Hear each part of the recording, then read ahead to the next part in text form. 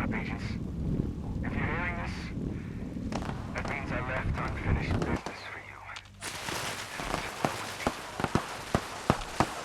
You just initiated the recall process for a rogue assaultron. A tough one.